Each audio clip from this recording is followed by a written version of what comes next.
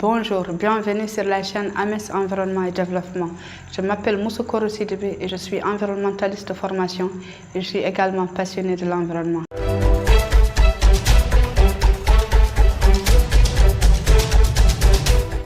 Alors dans cette vidéo, nous allons continuer à parler des domaines de l'environnement. Et nous parlerons de deux domaines qui sont l'éco-conception et le tourisme durable. Alors commençons par l'éco-conception.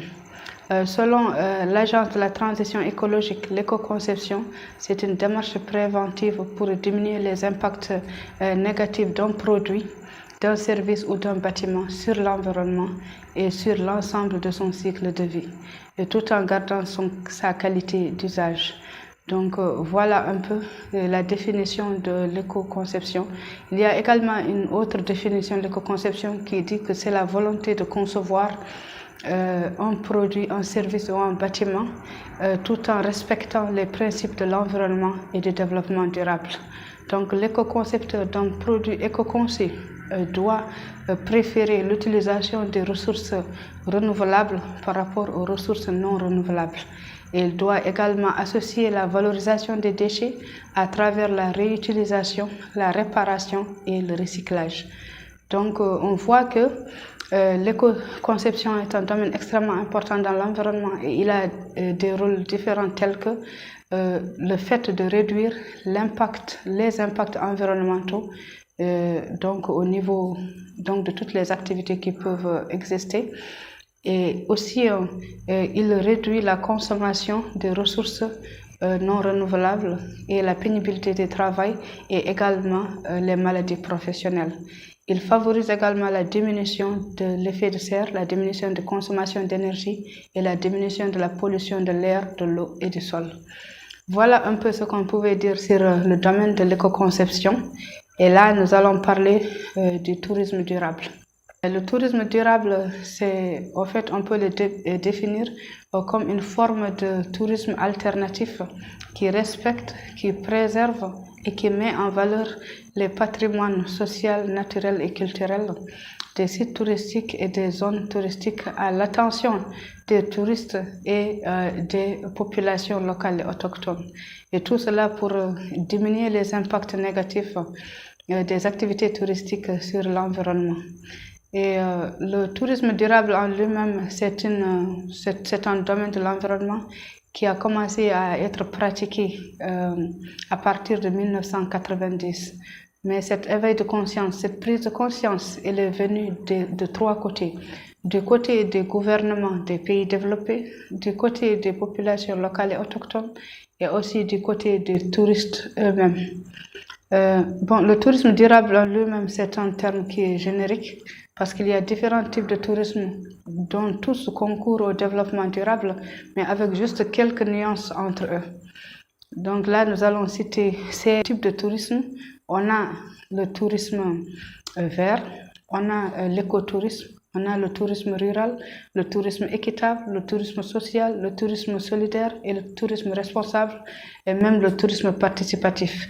Mais ce dernier, le tourisme participatif, se passe plutôt au niveau des zones urbaines et met plutôt l'accent sur les relations humaines. Donc voilà, on a un peu les éléments concernant le tourisme durable et nous allons parler de son rôle dans l'environnement. Son rôle est important puisque le tourisme durable fait la régulation du transport des touristes de leur zone d'origine jusqu'aux zones touristiques et vice-versa. Alors, pourquoi transport? Parce que qui dit transport dit utilisation de carburant, et qui dit utilisation de carburant dit rejet de gaz à effet de serre, et qui dit rejet de gaz à effet de serre dit amplification du phénomène du changement climatique. Donc, c'est pourquoi le tourisme durable met beaucoup l'accent sur le transport des touristes de leur zone d'origine jusqu'au site touristique et vice-versa. Et deuxième chose, deuxième rôle qui est extrêmement important, qui est assuré par le tourisme durable, c'est le fait donc de réguler ou bien de gérer les déchets. Les déchets sont gérés de façon extrêmement sérieuse au niveau des sites touristiques. Et ces déchets viennent déjà des activités touristiques et aussi des séjours donc des touristes. Donc il y a une gestion des déchets qui est extrêmement donc bien régulé au niveau des sites touristiques. Et troisième chose, ou bien troisième rôle dont on peut parler, qui est assuré par le tourisme durable, c'est en fait la diminution ou bien la régulation de la consommation d'énergie.